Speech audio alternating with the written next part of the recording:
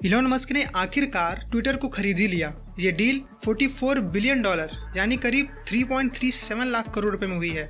एक ऐसा इंसान जो खुद एक यूजर था जिसने ट्विटर पे ही ट्विटर का मजाक उड़ाया था, फाइनली आज उसने पूरी कंपनी को ही खरीद लिया। ट्विटर पे लगभग 84 मिलियन फॉलोअर वाले इलॉन मस्क, जो सबसे ज्यादा ट्विटर पे ही एक्टिव रहते हैं, बीच में काफी कंट्रोवर्सी भी हुई थी उन्हें लेकर, पर ऐसा माना जा रहा था कि कहीं ट्विटर इलॉन मस्क को भी बैन ना कर दे आगे चलकर, जैसे कि पिछले कुछ महीनों में कई अकाउंट्स बैन हुए थे। दोस्तों, क्या है इसके पीछे की पूरी कहानी, क्या क्या नए बदलाव हमें देखने को मिल सकते हैं ट्विटर पर, जानेंगे इसके बारे में विस्तार से। देखते रहिए इस वीडियो को आखिरी तक।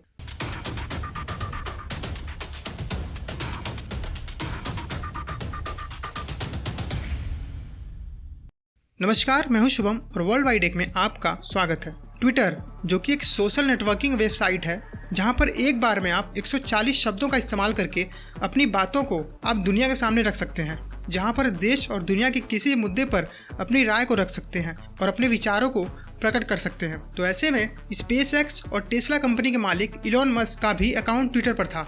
ये भी अपने विचारों को अपने ट्वीट के माध्यम से दुनिया के सामने रखते थे। तो इसी बीच उनके ट्वीट को लेकर कुछ कंट्रोवर्सी भी हुई, जिसमें से कई बार इलॉन मस्क भैया ने ट्विटर का भी मजाक उड़ाया था।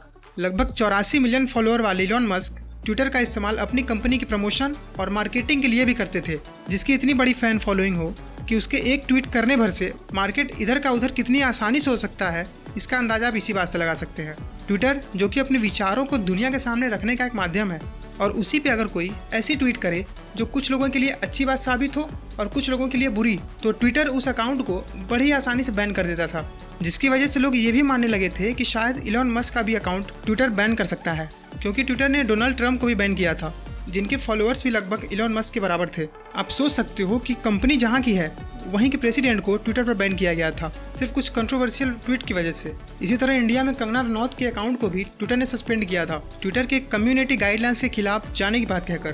तो ऐसे में फ्रीडम ऑफ स्पीच की तो बात ही खत्म हो गई फिर, जहाँ पर लोग अपनी बात को ट्विटर की मदद से लोगों तक पहुँचाना चाहते हैं और फिर ट्विटर उन्हें उसी चीज़ की ही फ्रीडम ना दे। तो इन्हीं सब चीज़ों को देखते हुए इलॉन मस्क ने ट्विटर को खरीदने की बात रखी और 3,22,000 करोड़ रुपए की ऑफर दी। इसके पहले इलॉन मस्क ने ट्विटर का 9% स्टेक खरीद रखा था और सबसे बड़े ओनर भी बन गए थे। और उसके बाद एकदम इन्होंने वक्त बदल दिया, जज्बात बदल दिए, जिंदगी बदल। और फाइनली इलॉन मस्क ने ट्विटर को $44 बिलियन यानी करीब 3,37,000 करोड़ रुपए में खरीद लिया है। अब बात करते हैं कि इलॉन मस्क ट्विटर में क्या क्या बदलाव करने वाले हैं। Number 1, edit button. Elon Musk ने इसी महीने ट्विटर पर एक पोल कराया था, जिसमें उन्होंने लोगों से पूछा था कि क्या उन्हें एक एडिट बटन की ज़रूरत है, और करीब 44 लाख लोगों ने इस पोल पर अपना वोट दिया था। 73% लोगों ने हाँ में जवाब दिया था, जबकि 27% लोग ट्विटर पर एडिट बटन नहीं चाहते। Number 2, Twitter algorithm. जिन लोगों को नहीं पता कि एल्गोरिदम क्या है, तो मैं आपको बता दूं कि एल्गोरिदम एक तरह का AI बेस्ड सिस्टम है, जिससे कोई भी पोस्ट प्रमोट या डिमोट होता है। अभी हाल ही में इलॉन मस्क ने इसके लिए भी एक पोल कराया था, जिसमें उन्होंने पूछा था कि क्या ट्विटर का एल्गोरिदम ओपन सोर्स होना चाहिए। इसके जवाब में 11 लाख वोट पड़े थे। इनमें से लगभग 82% लोगों ने हाँ में जवाब दिया था और 18% लोग ऐसा नहीं चाहते थे।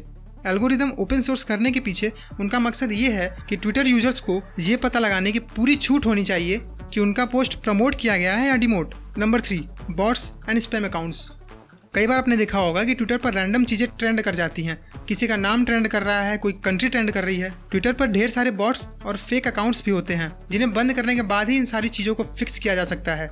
अभी हाल ही में इलॉन मस्क के अकाउंट जैसा सेम अकाउंट बनाकर स्कैमर्स ने उनके नाम पर क्रिप्टो करेंसी ले ली। इससे पहले साल 2020 में एक बार ये भी रिपोर्ट आई थी कि इलॉन मस्क का ट्विटर अकाउंट हैक हो गया है। तो आने वाले समय में ट्विटर पर इन सारी चीज़ों को भी सुधारी जाएगी। Number 4, free speech. ट्विटर पर अब आप बिना किसी डर के बेझिझक होकर अपनी बात को ट्वीट्स के माध्यम से लोगों के सामने रख पाएंगे। लोगों को ट्विटर पर फ्रीडम ऑफ स्पीच का पूरा फायदा मिल सकेगा। इस बात को लेकर इलॉन मस्क ने एक ट्वीट भी किया था। तो फिलहाल के लिए इस वीडियो में इतना ही। मुझे उम्मीद है ये वीडियो आपको पसंद आई होगी। अगर पसंद आई तो वीडियो को लाइक करके चैनल को सब्सक्राइब करना मत भूलिएगा। मिलते हैं अगली वीडियो में, तब तक के लिए नमस्कार।